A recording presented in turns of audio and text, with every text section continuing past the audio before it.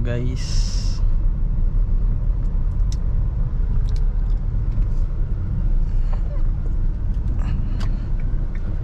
Pag-usapan natin ngayon kung ano yung mga rason kung bakit wag mo dapat kunin tong Hyundai Accent as a second hand car.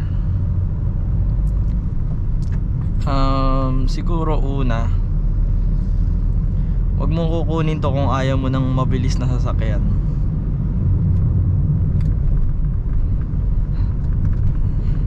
Then promise, pag nahawakan nyo to, iba kasi bilis na ito. Dati kasi kaming may Vios, Toyota Vios, yung Gen 3, yung 2015 model, yung Superman kung tawagin nila. Manual din yon. Malayong malayo yung bilis na ito, yung hatak na ito compared doon. And ayun, dun sa Vios kasi parang nafe-feel ko parang underpowered siya.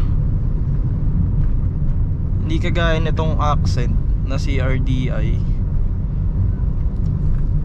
Kahit bitawan mo lang yung clutch, uusad na agad yung sasakyan.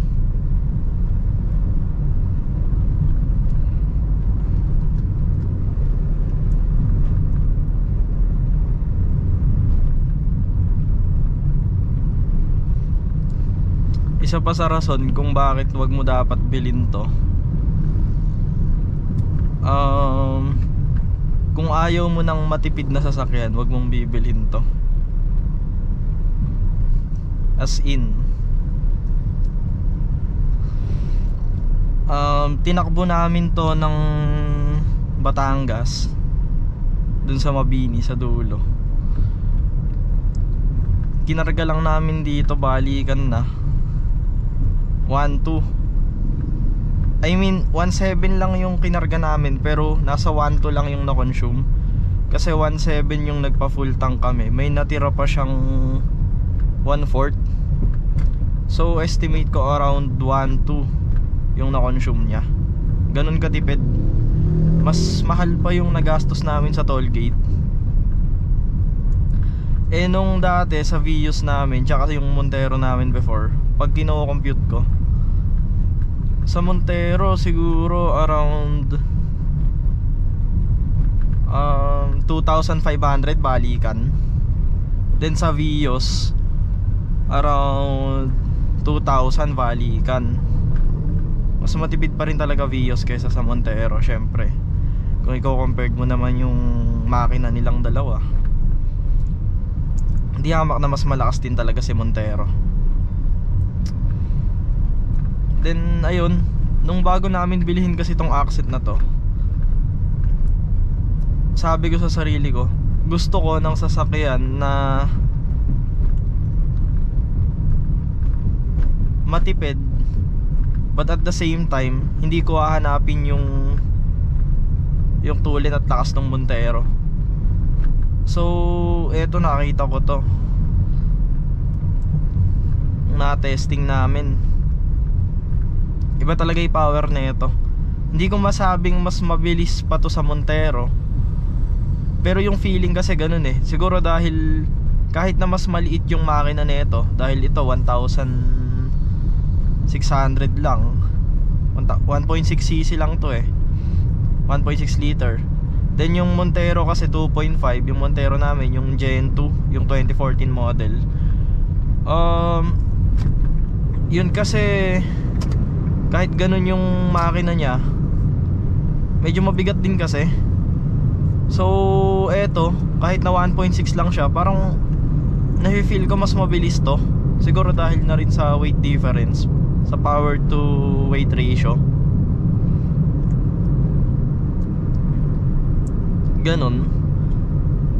Tapos ayun, huwag niyong kukunin to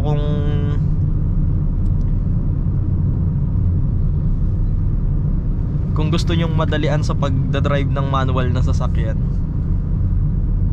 Kasi as in talaga madali siyang i-drive. Bitawan mo lang ng onti yung clutch, kahit hindi mo bigyan ng gas, uusad talaga eh, bibigyan ka eh. So madaling mag-practice dito. Siguro dahil na rin diesel siya. Ganon. Tapos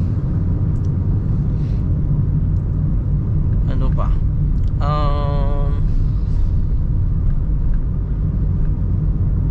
Wag mo rin kukunin to kung ayaw mo nang maginaw na aircon. As in, yun talaga isa sa pinaka napansin ko nung galing kami sa Vios nun, kasi as in nung summer nun laging naka number 3, naka number 4 yung fan, yung blower, then nakasagad yung thermostat.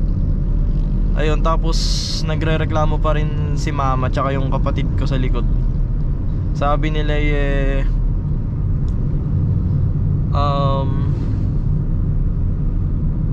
sabi nila hindi raw umaabot dun yung hangin, yung lamig ba. Kaya iba yung lamig nito, parang nanunuso kasi lamig nito eh. Sabi rin ng mga classmate ko before na naisasakay ko sa Vios, then naisakay ko rin dito, sabi iba raw yung lamig nito. Eto, hindi sa pagiging bias dahil ito yung sasakyan namin ngayon and nabenta na yung Vios. Ayun, may mga gusto rin naman ako sa Vios na ayaw ko dito sa Accent. Siguro isa dun yung maintenance ng Vios, iba talaga. As in yung cost. Kasi yung Vios na yon, nakuha namin yun, medyo matigas na yung clutch nun. So nung pinapalitan ko yun, branded na ano yun na clutch yung pinapalit ko yung Aisin din. Inaabot lang siya ng 8,000 parts and labor, baba transmission. Dito sa Accent nung nag-canvas ako nung nakaraan, yung clutch component pa lang daw 12k na, diba? So ang laki ng difference. Yung labor pa, nagtanong-tanong rin ako, aabot din ng 3,000 to 5,000. So aabot siya ng 15 to 17k. Ganun kalaki difference nila. Then isa pa sa hindi ko nagustuhan dito, nagusto ko sa Vios, walang cup holder dito. Wala rin cup holder doon.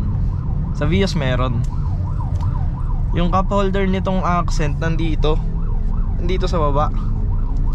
Para sa akin hassle yun, kasi pag kukuha ka ng drinks, minsan pag mataas or mababa yung drinks, hindi mo makapanang mabuti.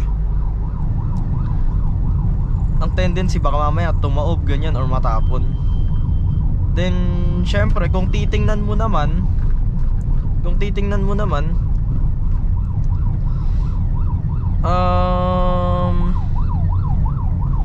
delikado, kasi syempre mawawali tingin mo dito sa road. And ayun, kapag dito kasi nakalagay yun or doon, ayan, focus ka pa rin sa driving mo. Then halimbawa iinom ka, nauuhaw ka, kuha ka lang ng drinks dito, then sabay inom, hindi sagabal. Then isa pa sa hindi ko nagustuhan dito,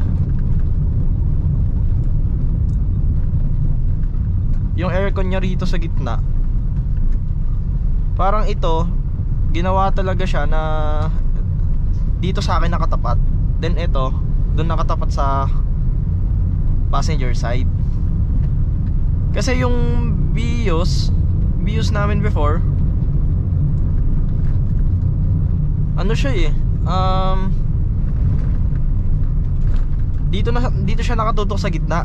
So halimbawa wala kang katabi rito, mag-isa lang ako dito, mag-isa ka lang na driver, then nabibitin ka sa lamig, etong aircon na to maitatapat mo pa sa'yo. So bali magiging tatlo yung nakatapat sa'yo. Eto, then itong isa pa na to. Pero siguro hindi naman siya rin ganun kalaking impact dahil ayun nga, dahil nga sa sinabi ko, mas malakas yung aircon nito, di hamak talaga, kaysa dun sa aircon ng Vios. So yung dalawa pa lang sapat na. Pero ayun, if ever na hindi ka siguro lamigin and gusto mo ng mas malamig pa, hindi mo na to maitatapat sa'yo. Ayun oh, ganyan lang yung sagad niya. Hanggang dito lang siguro. Hindi na siya aabot sa'yo. Unlike dun sa Vios, naka-center kasi siya. So pag sinagad mo sa left, tatama pa rin sa'yo yung lamig.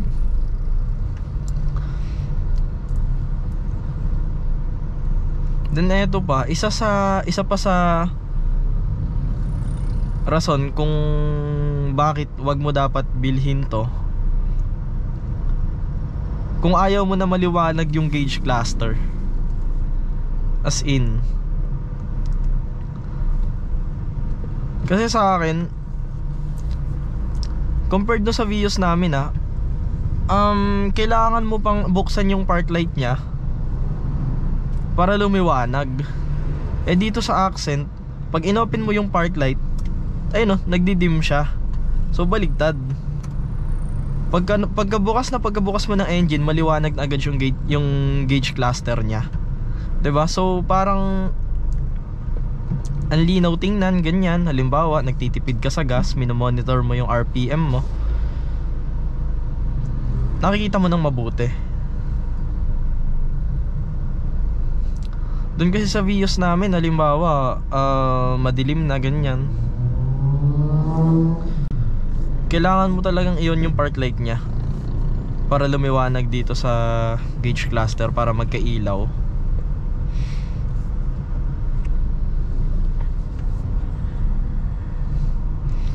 Traffic na naman dito sa Lourdes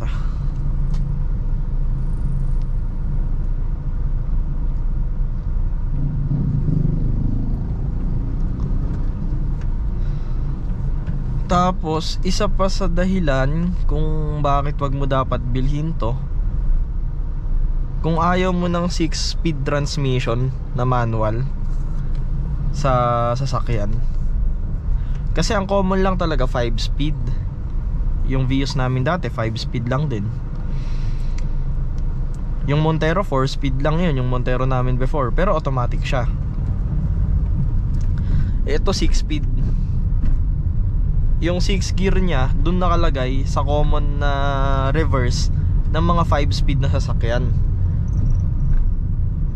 Yung reverse na ito, may pipisilin ka sa harap na mahahatak siya, then isasagad mo sa left, then pasok sa taas. So parang pinapasok mo lang rin sa first gear, pero ang difference, may pinipisil ka dito sa part na to. Ayun, isa pa sa nagandahan ko dito,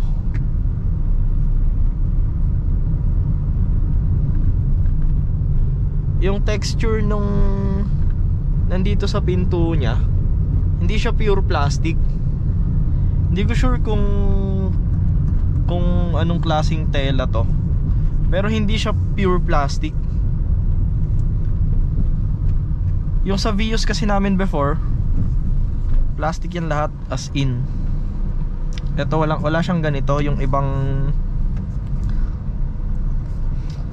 iba malambot siya Yun nga lang, medyo dumihin pag nasagian ng polvo, ganyan, kumakapit ka agad.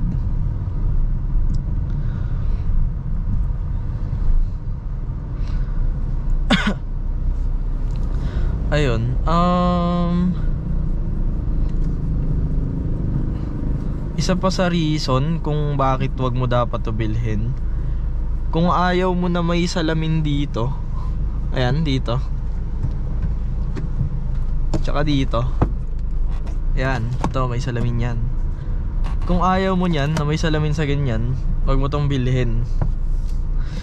Mag Vios ka na lang. Kasi yung Vios namin before, parehas walang salamin. Or siguro dahil na rin J variant yung Vios namin na yun. Ano sa tingin nyo, sa mga naka-Vios dyan, lahat ba ng Vios walang salamin yung ganito? Nakalimutan ko kung ano tawag dito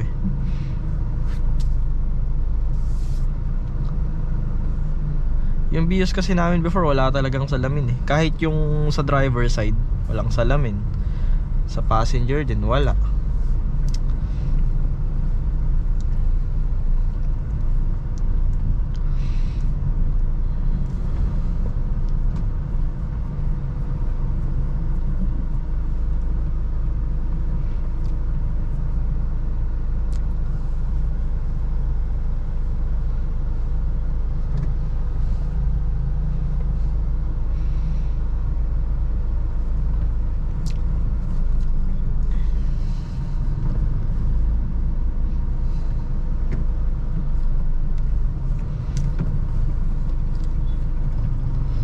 Eto pala yung ayaw ko rin dito sa Accent na to.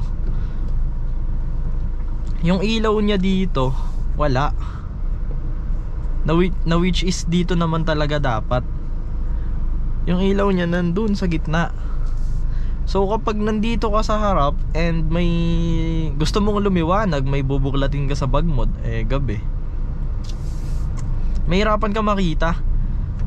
Mas pipiliin mo pang buksan na lang yung flashlight ng phone mo, ganyan, para mahanap mo yung hinahanap mo sa bag mo. Kasi parang nagiging useless siya dahil doon nakalagay sa gitna. Eh, onti na lang rin yung liwanag na umaabot dito sa harap. Pero meron naman siyang abang dito. Yun ang may kinaganda niya. May nakaabang siya dito, ayan oh, may nakahulmay eh. Then may nakita ako sa Shopee or in Lazada, may aftermarket part na pwedeng bilhin. Then ikakabit mo dito. So magiging dalawang ilaw mo, meron ka sa gitna, meron ka rin dito sa harap.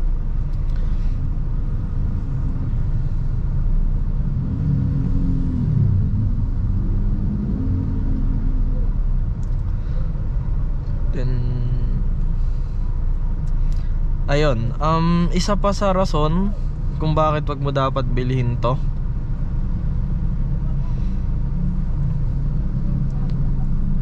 kung ayaw mo ng magaan na manibela, wag mong bilhin to.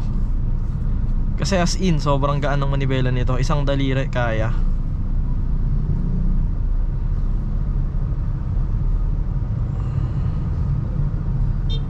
Parehas lang naman silang electronic power steering ng Vios namin before, pero iba talaga yung gaan nito.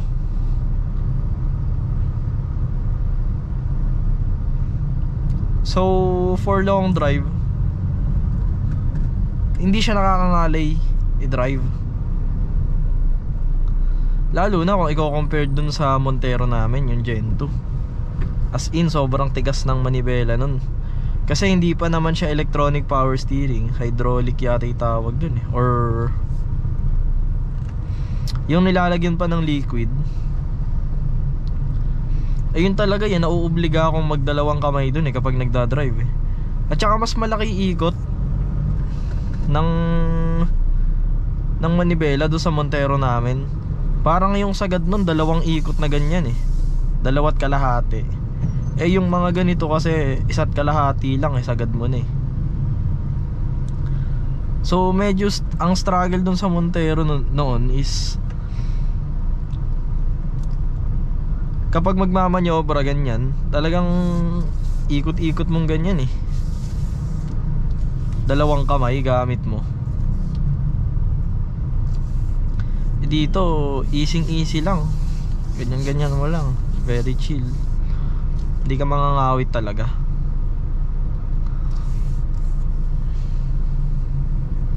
Pero ang ayaw ko dito talaga sa Accent,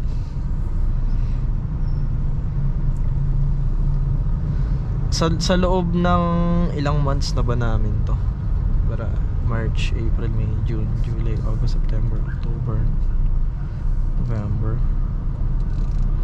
So magna 9 months na sa amin to. Ang isa sa pinakaayaw ko talaga dito, mababa siya. Kung i-compare mo to sa height ng Vios, mas mababa pa to. Yung mga stopper dun sa parking, one time no nagpark kami sa Walter Mart dito sa Cabanatuan, ako na ipapark ko yung Vios dun ng paharap. nang walang problema, na isasagad ko yung sasakyan ng paharap, hindi sumasayad yung bumper, umaabot yung stopper sa gulong. Pero itong Accent, isinagad ko ng park ng padiretso, sumayad yung bumper. Tapos ang malupit pa nun, dalawa lang kaming sakay ni mama nun. So 'di ba? Paano pa kung puno to kung 5? Actually tinesting nga namin tong magtotropa. 5 silang pinasakay ko. Then sabi ko titingnan ko kung gaano kababa yung mangyayari kapag loaded tong Accent. Kasi bira naman to napupuno. Bira na rin naman kaming nakukumpleto. And ayun, karamihan din ng tropa ko kasi may motor. Then bihira rin ako payagan na umalis. Ayun, nung nakita ko sinakyan nilang 5, nakahinto lang yun ha. Naging 1 finger gap, harap at likod. So parang naging lowered talaga. As in na lowered yung sasakyan. Eh paano pa kapag umaandar yun? 'Di ba kapag may mga uneven road ganyan, yung mga biglaang kaldag ganyan, o 'di ba? 'Di ba sumasayad na yung fender sa gulong nun kapag gano'n. So ayun yung isa sa ayaw ko rito, na at the same time gusto ko rin. Kasi parang sporty yung look niya eh. Kahit hindi mo na siya i-lowered, mababa na siya. So pogi siya at the same time. Medyo hassle nga rin kasi saya rin. Tiis pogi nga kung tawagin.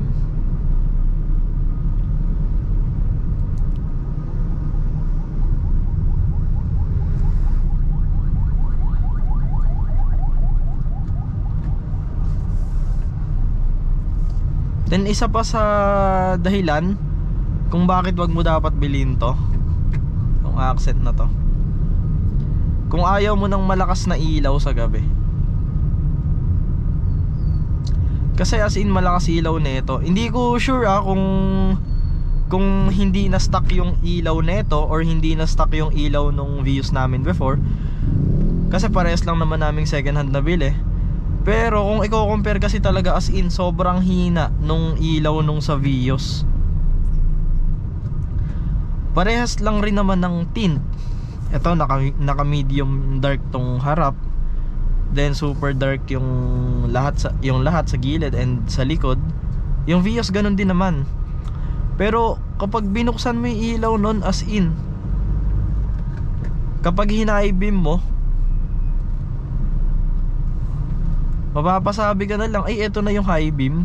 Ganon, kasi parang low beam lang din.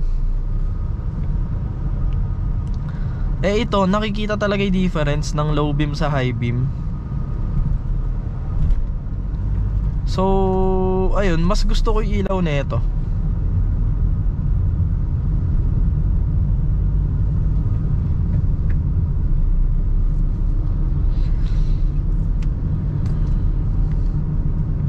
Ang ayaw ko lang dito,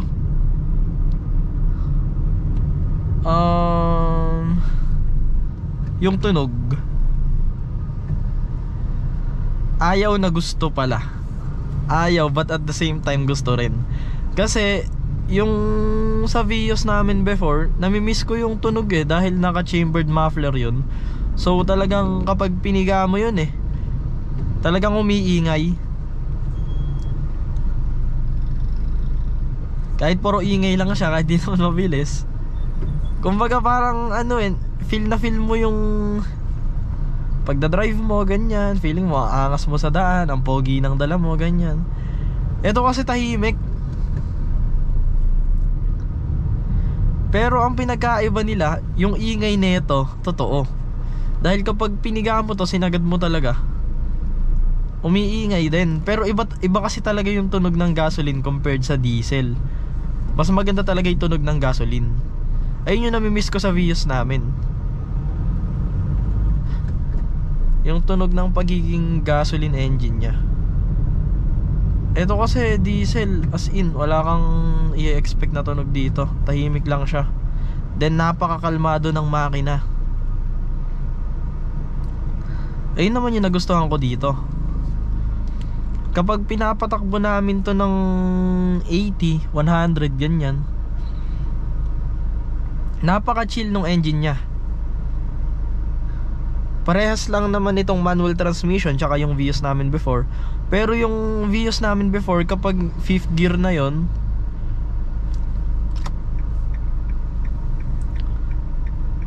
kapag 5th gear na yun parang yung 2K RPM nya 70 or 75 pa lang yung speed.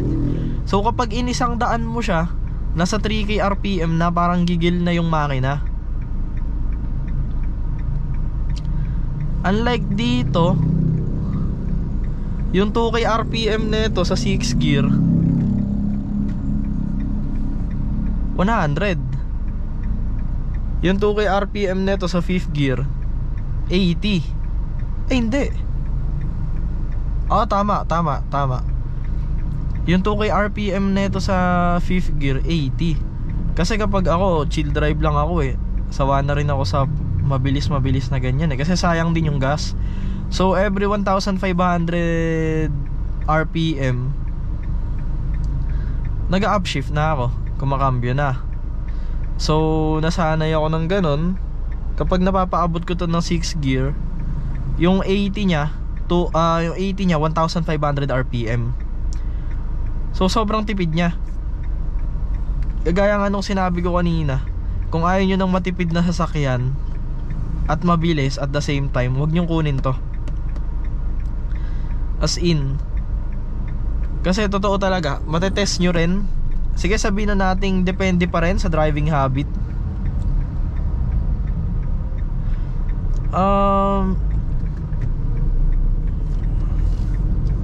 Pero sige, yung depending driving habit na yon, i-compare mo yung isang tao, pahawakin mo ng dalawang magkaibang sasakyan, Vios tsaka itong Accent. Kahit pigain mo ng pigain tong Accent, sa parehas na daan, sa parehas na destination, sa parehas na haba ng kilometers, mas matipid pa rin to kaysa dun sa Vios na i-chill drive mo. Kasi pinakamataas ko dito na nakuhang KPL 24 km per liters. So sabi nga nila parang motor na. Kasi may tropa rin ako, yung KPL nung Aerox niya 29. Diba? So almost comparable na siya sa motor. Kung i-compare naman sa motor, ang motor dalawa lang ang naisasakay. Etong Accent 5 yung kayang isakay, diba? So iba talaga yung tipid na ito.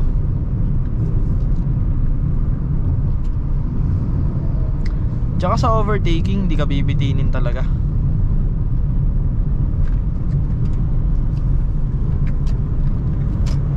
Pag piniga mo, ayan, ganyan, binibigay talaga agad.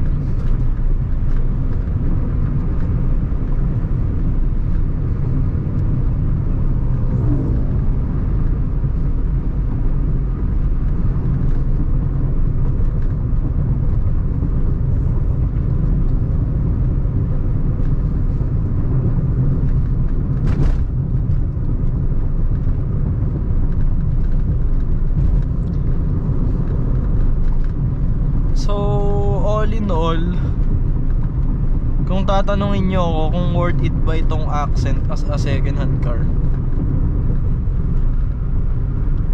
very worth it talaga siya.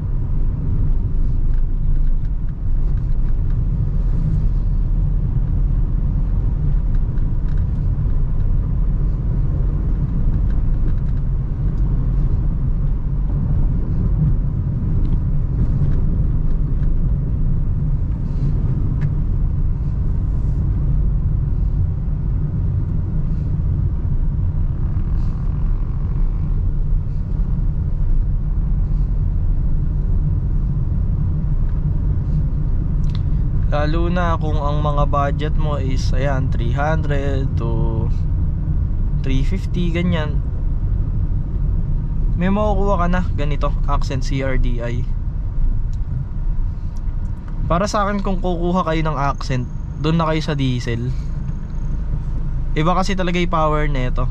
Yung gas kasi nila 1.4 lang, tapos walang turbo. Itong diesel 1.6 tapos may turbo na. So medyo malaki difference nila doon. Tsaka iba yung torque talaga ng diesel.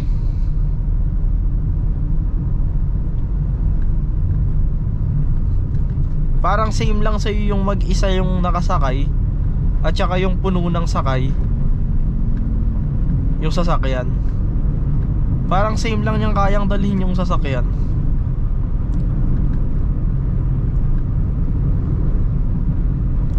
Tsaka ayan, sa comfort naman, goods na goods din. Komportable siya.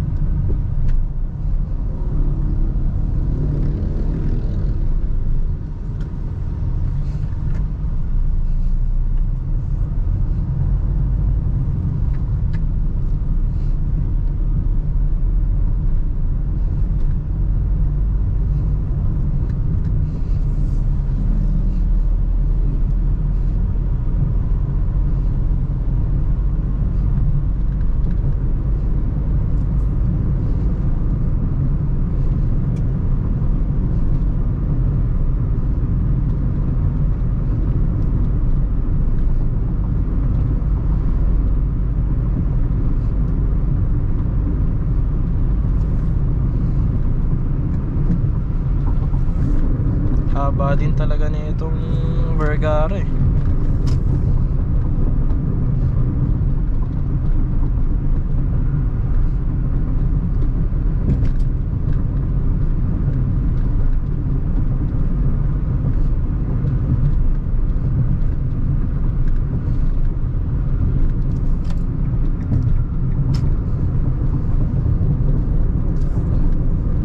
Oh, traffic pa.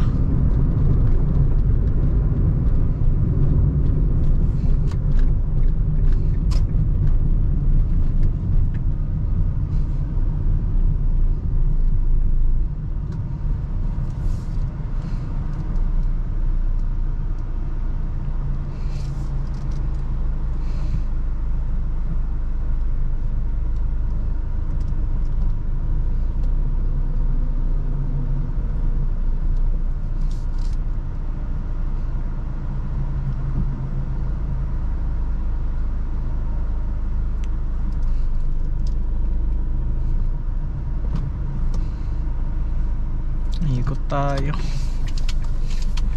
Baka mamaya pa pag inantay natin to.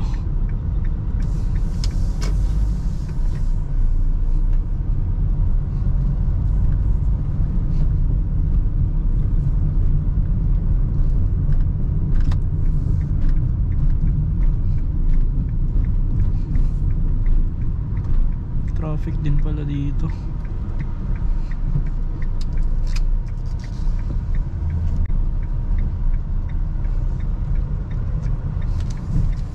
Let's see.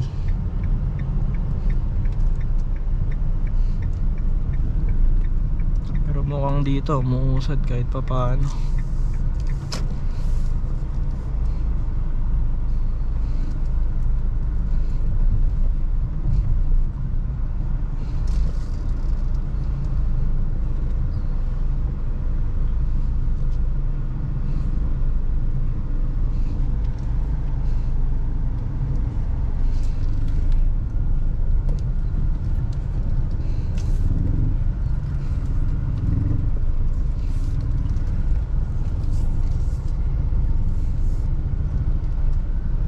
Putek.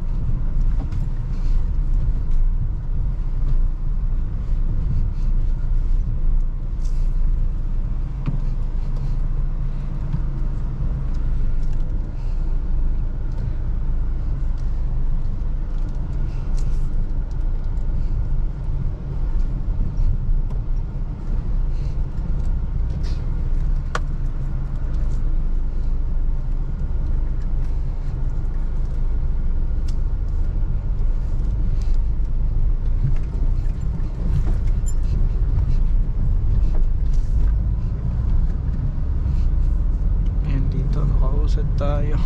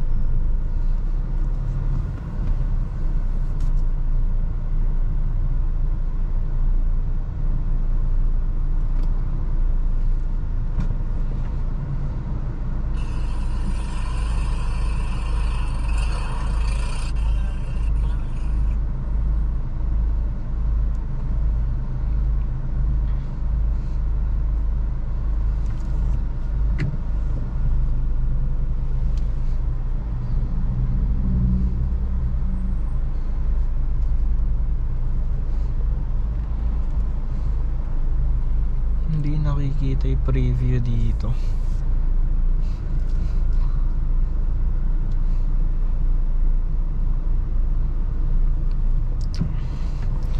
Napaka-traffic na naman.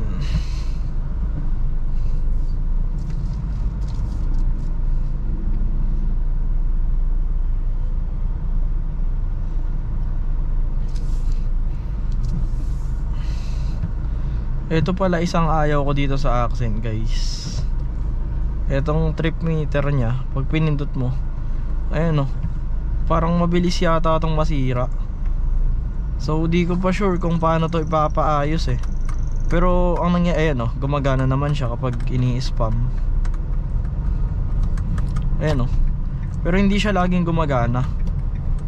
So medyo mahirap kung lagi ka nagma-monitor ng kilometers mo, ganyan, ng tinakbo mo. Nawawala siya. So hindi mo laging matatrack.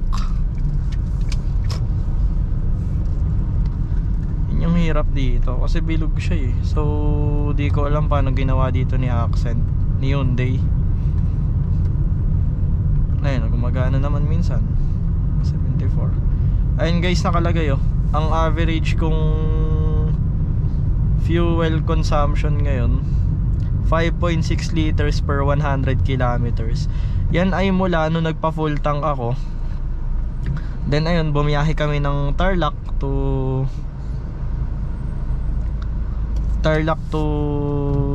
Nueva Ecija, balikan.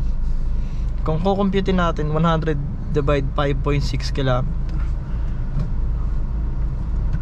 Ayun 17.85 km per liter. Yan ang consumption ko ngayon na pumapatak. Bali, ang natatakbo ko na kasi dito is, check natin. Kung nakita nyo kanina, lumabas dyan sa trip B. Yun 100, nakalagay dun is 174 kilometer. Then ang nabawas na is 4 na bar. Yung sa BIOS namin before, yung 180 nun, kalahati na lang yung natitira 180 kilometer. Nasa ganon. And sobrang hirap ma-achieve dun ng hindi pala 180, 160 lang pala. Napakahirap ma-achieve dun ng makakuha ng 400 kilometers sa buong full tank mo. Parehas lang naman sila ng fuel capacity ni Accent. Parehas lang silang 42 liters. Pero itong si Accent, kapag long drive talaga, natry ko na dito, umaabot siya ng 535 yata or 525 nung nagbalikan kami sa Batangas. May natira pa siyang 1/4. So gaano katipid yun? Eto 300, yung Vios namin before 320 lang ang full tank nun, 320 kilometer, ganyan. At saka kapag gamit namin yung Vios before, kapag nagpupunta kami ng Batangas, pag nagpa full tank kami dito sa Nueva Ecija, pagdating namin ng Batangas and uuwi na kami, nagpapa full tank ulit kami doon before umuwi. Kasi hindi ako confident na aabot yung gas niya ng full tank from Nueva Ecija ng back and forth. Dito sa Accent nung tinry ko, as in talaga, dahil nakarating kami nun ng Batangas, syempre full tank, so matagal bumaba yung isang bar. Pero kahit na nakarating kami dun, isang bar lang yung nabawas. So sabi ko, ba't pa tayo magpapa full tank pa uwi? Sobrang dami pang natitira kako. Then ayun, umabot siya ng 525 or 535, may natira pang 1/4. Kaya masasabi ko, sobrang tipid talaga nito. Sobrang sulit kung bibilhin. Lalo na mura lang ang market value ng Hyundai Accent. Yung 350k mo baka 2018 model na, 2017, ganyan. At saka nung before ako kumuha nitong Accent,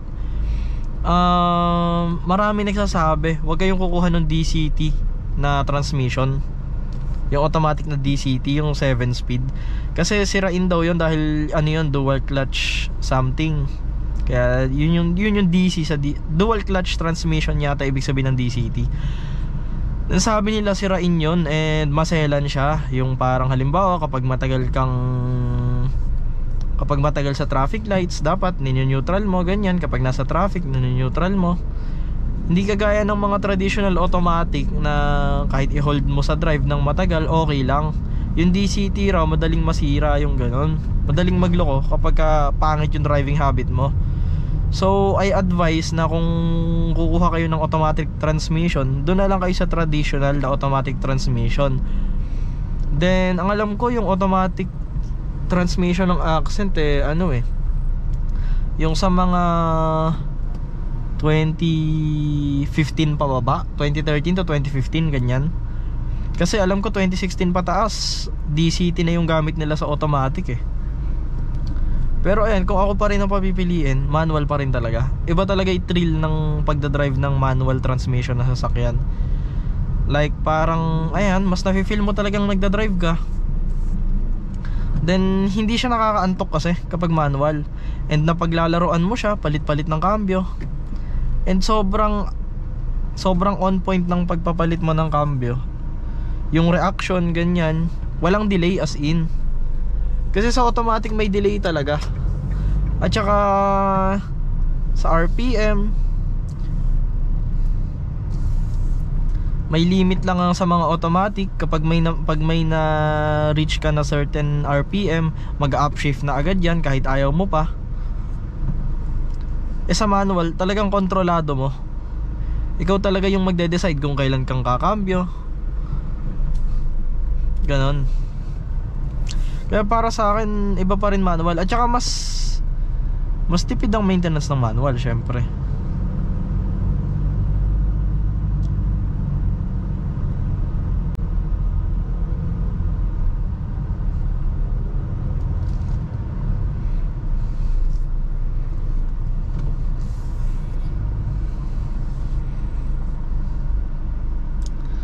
Mas matipid ng maintenance talaga ng manual. Sobrang traffic ngayon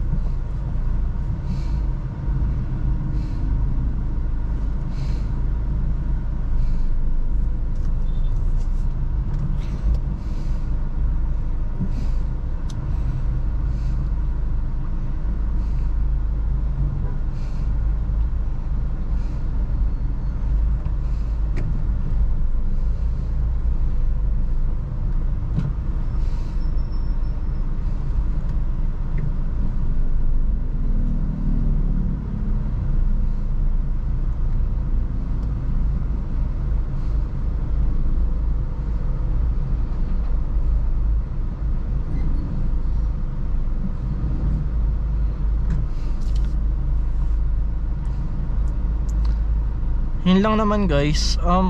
Overall talaga para sa akin, worth it talaga si Accent compared sa mga competitor niya. Halimbawa sa hindi, pero ayoko maging bias kasi yung iba pa naman nitong competitor hindi ko pa naman natatry. So siguro sabihin na lang natin compared dun sa nahawakan ko na rin na sasakyan, compared sa Toyota Vios, para sa akin Accent mas lamang.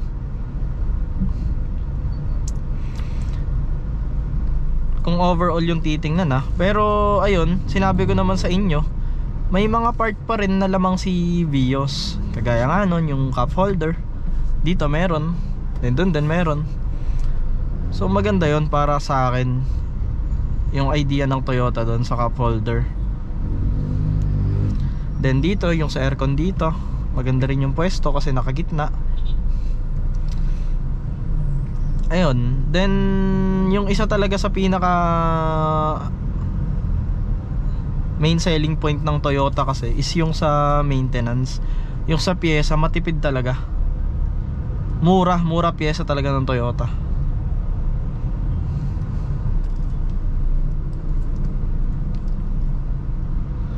Pero para sa akin, hindi matutumbasan ng murang pyesa ng Toyota yung hinahanap ko talaga sa isang sasakyan, which is may power kung kailan mo need, pero matipid pa rin at the same time. Yun talaga yung para sa akin main selling point ng Accent CRDI. Matulin but at the same time matipid.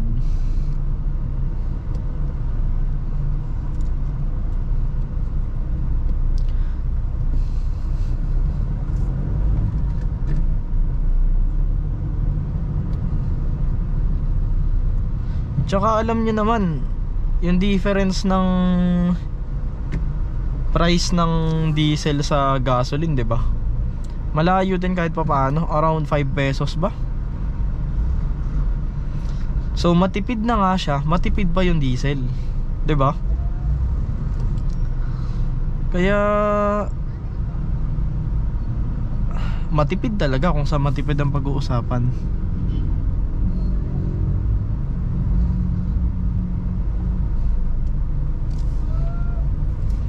Marami nga rin nagsasabi dito sa mga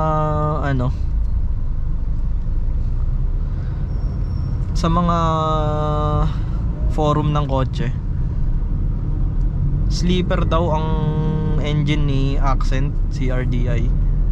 Tas meron ring mga nagsasabi na kaya daw nitong sumibak ng FD ganyan, pero di ko masabi kasi di ko pa naman rin na-try.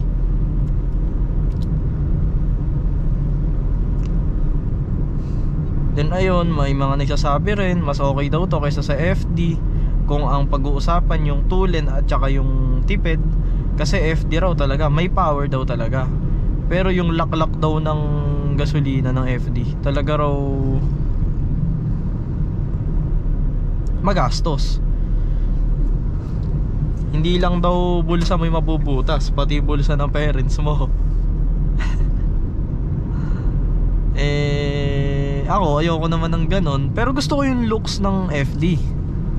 Yun nga yung gusto kong first car noon Kaso ayun, sabi nung tito ko kasi doon na lang raw ako sa practical, mag-Vios na lang daw ako. Pati yung rehistro, ganyan, mura. Yung sa FD kasi mahal din rehistro dahil medium na yata yung category niya Ayun din pala, itong rehistro nitong Accent na to, medium din. So medyo mahal, may pagkamahal din ang rehistro nito. Ang MVUC nito 3,600. Ang MVUC ng Vios 1,600. So may 2,000 difference, 2,000 pesos difference. Mas mura pa yung MVUC ng Montero dahil ang Montero 3,200 lang yata yung mga SUV. So ayun, once a year lang naman ang pagpaparehistro. So para sa akin hindi naman deal breaker yon para piliin na si Vios over Accent. Accent pa rin talaga. Kahit na mula nung nakuha namin to nung February, kahit na medyo marami na rin yung nabigay sa akin na sakit na ulo nito sa mga napagawa, siguro dahil napag-abutan na lang din sa akin dahil nabili ko kasi ito sa bidder sa Bank Repo. So hindi talaga ito nila personal car, galing lang din ito sa bank. Then ayan, finiflip lang nila, buy and sell nga siguro. Pagkabili nila ng mababa, then benta, patong ng onte, benta na, mabilisan, ganyan. So ayun, hindi ko rin naman sila masisisi dahil nagne-negosyo lang naman sila. And ayun, kasi declared kasi to as is where is. Yun yung pagkakasabi. So kung ano yung condition nitong sasakyan pagkalabas ko ng pinagbilhan ko, kahit anong mangyari, sagot ko na.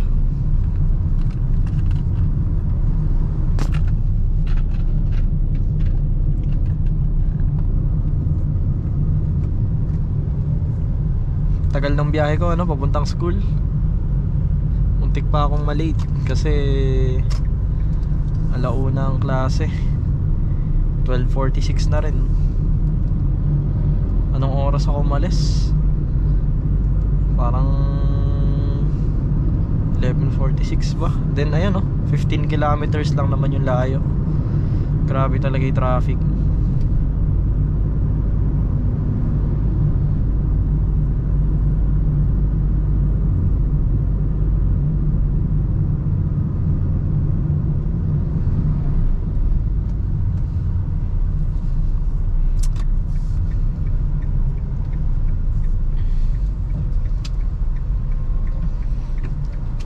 guys, cool na tayo. Ayun, conclusion siguro, overall talaga para sa akin worth it si Accent.